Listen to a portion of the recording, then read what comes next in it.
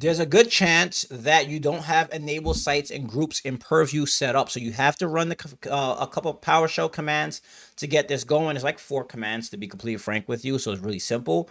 But right there, you'll see that command apply label to a site where you do set SPO, which is SharePoint site identity, and you put your tenant name information, and then you can now apply it even through PowerShell.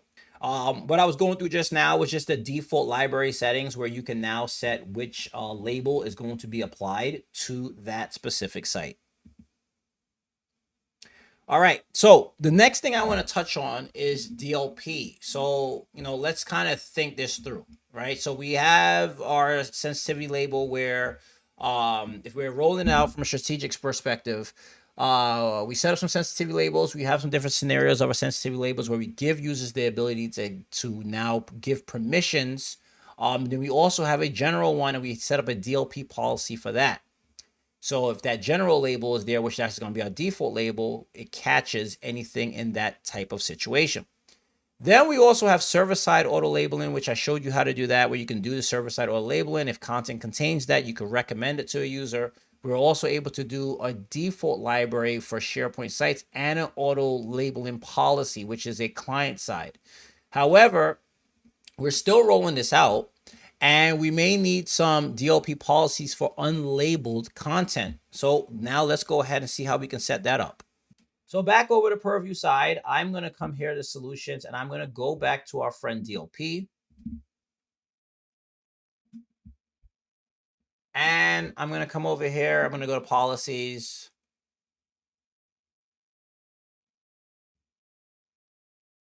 And I'm going to go create policy. Now this one, we're going to go from scratch. So I'm going to click custom. I'm going to click custom, click next. And we're going to call this one, I don't know, DLP block unlabeled. All right, click next. We're not concerned about admin units. Now over here, what we can do is, I'll take off on-prem. I can probably leave devices on. Yep, and we're gonna do devices and exchange. Create. We're gonna create a rule. Everything's from scratch. Okay, so prevent unlabeled Office PDF exfiltration. So content contains. What we're gonna do is content is not labeled, right? So content is not labeled, and then we're also gonna do another condition, which is content. What's the name of that one again? File extension. So now we're gonna choose file extension. So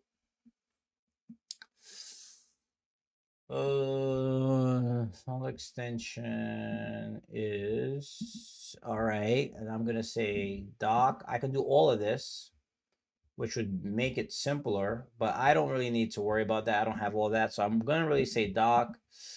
I'm gonna go. I'm looking for XLS, PowerPoint, PDF. All right, that's fine. So we're saying content, and we like the quick summary. Content is not labeled, and file extension is any of these. Okay, good. So that kind of helps us out. So then now a little bit down here, action, we're gonna order or restrict access on devices. And it always does this. I gotta scroll back up. Now you can say upload a restricted cloud service domain or access from unallowed browsers. I can audit this or block this. So it says upload restricted cloud service domain or access unallowed browsers. So if you're wondering where that is at, I'm gonna go here. I'm gonna go into my data loss prevention. And what did it say? Service domain and browser activities. So it says cloud service domains and unallowed browsers.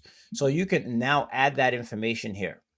So browsers and domain restrictions, this is unallowed browsers. I can now do that from these browsers. I can add more service domains. I can add some service domains I don't want people to have access to. And then sensitive service domains, I can do that as well. So that's what this is referring to. This is what it's saying. So whatever you put in your DLP settings, that is what this is going to stop. So I can audit this for now. I'll leave it in audit mode.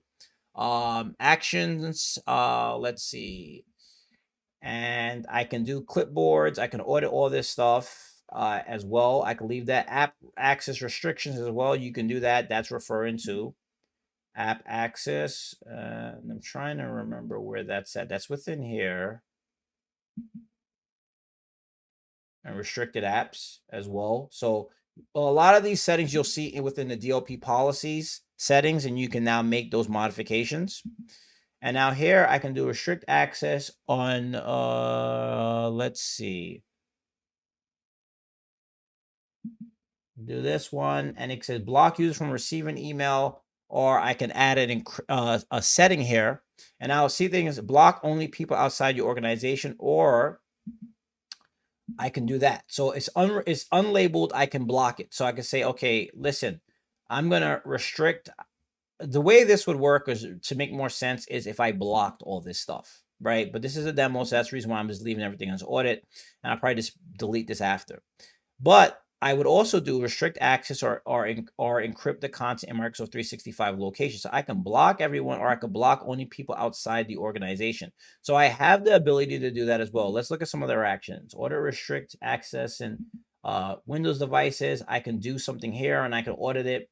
But that's pretty good. I can now say, okay, listen, it's not labeled. I need to make sure everything is labeled. So I'm going to block this access. User overrides, user notifications, I could turn that on. Show users a policy tip when activity is restricted. I could notify users of 3-second service when a policy tip or email notification. I have that ability to do that as well. I could customize my policy. These are some of the things you saw before. And there's a lot of different settings I can apply here for this. I will click on save. And then now I have my custom policy, which is content is not labeled, and it's also a file extension as this. And then we have a bunch of different actions.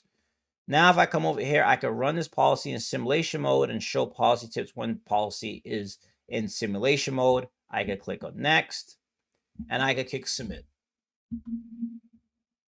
Okay, so this is supposed to be a high-level strategic plan. Just FYI, right? These last 3 videos, this video and the last 2 videos, I should say, was all about kind of giving you an understanding of how you can approach that within your environment. Now, there's a lot more that we can do for this, but every organization is different. So it's really hard to now apply purview and really what I want to say, have something that fits everyone's situation. What I'm giving you is principles. All right. This is how you should go about it. And then you have some tweaks here and there. So DLP review all the DLP information, alerts, so on and so forth when you have them in simulation mode. Client versus server side, do a mixture. Give users the ability to understand, hey, there's sensitive content in here. I should probably apply this label.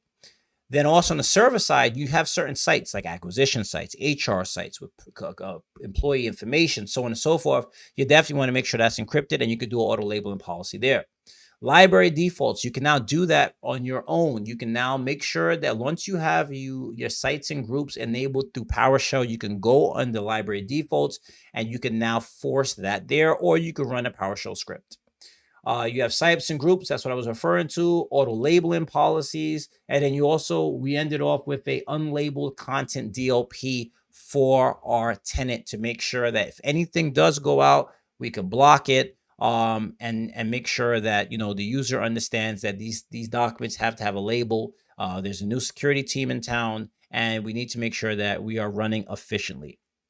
So that really wraps up everything. I hope you enjoyed this video. I took a lot of time to kind of get this thing going for you. So you have an understanding from a strategic perspective how you can apply labels in your organization. If you haven't done so already, please smash that like and subscribe button. Hopefully I've earned your like and your subscribe by the end of this series. I would also like to say, my send off, which is as always, my goal here is to get you from scholar to consultant, and of course, consultant to expert. Thank you, and see you next time.